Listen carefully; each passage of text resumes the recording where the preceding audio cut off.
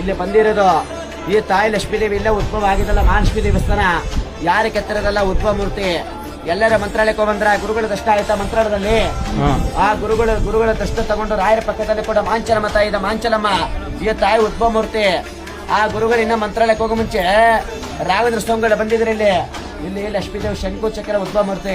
ರಾಘವೇಂದ್ರ ಸ್ವಾಮಿಗಳು ಮೊದಲು ಯಮಗೆ ಸೇವೆ ಮಾಡಿಕೊಂಡು ಈ ಸ್ಥಳದಲ್ಲೇ ವಾಸ ಮಾಡಿದ್ದಾರೆ. ರಾಘವೇಂದ್ರ ಸ್ವಾಮಿ ಈ ದೇವಿಯಲ್ಲಿ ಆದಿಶಕ್ತಿ ಅನುಗ್ರಹ ತಗೊಂಡೆ ಅಲ್ಲಿಗೆ ಹೋಗಿ ಪಂಚಮುಖಿ ಪ್ರಾಣದೇವರ ಹತ್ರ 12 ವರ್ಷದಲ್ಲಿ ರಾಘವೇಂದ್ರ ಸ್ವಾಮಿಗಳು ಅಲ್ಲೇ ತಪಸ್ಸು ಮಾಡ್ತಾರೆ. ರಾಘವೇಂದ್ರ ಸ್ವಾಮಿ ಅಲ್ಲಿ ತಪಸ್ಸು ಮೆಚ್ಚ ಅಂಜನೇಯ ಸ್ವಾಮಿ 5 ರೂಪದಲ್ಲೇ ಪ್ರತ್ಯಕ್ಷ ಆಗಿ ಅಲ್ಲಿ ಎಂಟ್ರಸ್ನಲ್ಲಿ ಪಾದಗಳಿದ್ದವ ಮೇಲೆ ರಾಘವೇಂದ್ರ ಸ್ವಾಮಿಗಳಿಗೆ ಮಂತ್ರಾಲಯಕ್ಕೆ ಹೋಗಲಿಕ್ಕೆ ದಾರಿ ತರಿಸ್ಕೊಟ್ಟಿದ್ರು. ಅಂಜನೇಯ ಸ್ವಾಮಿ ಪಾದಗಳಿದ್ದಾವಲ್ಲಿ ಮಧ್ಯದಲ್ಲಿ ಅಂಜನೇಯ ಸ್ವಾಮಿ, ನರಸಿಂಹ, ಗರುಡ, ಏಕಿರಬರಹ ಇವರು 5 ರೂಪದಲ್ಲಿ ರಾಯರಿಗೆ ದರ್ಶನ ಕೊಟ್ಟಿದ್ದಕ್ಕೆ ಈ ಕ್ಷೇತ್ರ ಪಂಚಮುಖ ಕ್ಷೇತ್ರ ಸ್ಥಾನಕ್ಕೆ ತಿರುಪತಿ ವೆಂಕಟೇಶ್ವರ ಸ್ವಾಮಿ, ಲಕ್ಷ್ಮೀದೇವಿ, ಆಂಜನೇಯ ಸ್ವಾಮಿ ಇವರೆಲ್ಲರ ಹತ್ರ ದರ್ಶನ ತಗೊಂಡು ರಾಘವೇಂದ್ರ ಸ್ವಾಮಿಗಳ ಮಂತ್ರಾಲಯಕ್ಕೆ ಹೋದ್ರು. ಕೊನೆಗೆ ಮಾಂಚಲಮ್ಮ ನೋಡಿದ್ರ ನೀವು ರಾಯರಿಯ ಪಕ್ಕದಲ್ಲಿ ಮಾಂಚಲಮ್ಮ ಆ ತಾಯಿ ಮಾಂಚಲಮ್ಮ ಅನುಗ್ರಹ ತಗೊಂಡು ಗುರುಗಳ ಬೃಂದವನಾಗಿದ್ರ.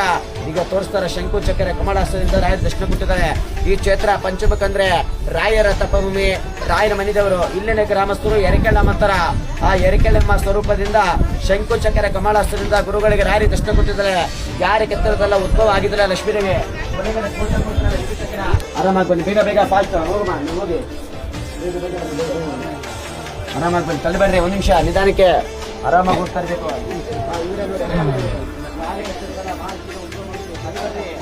ಆರಾಮಾಗಿ ಬನ್ನಿ.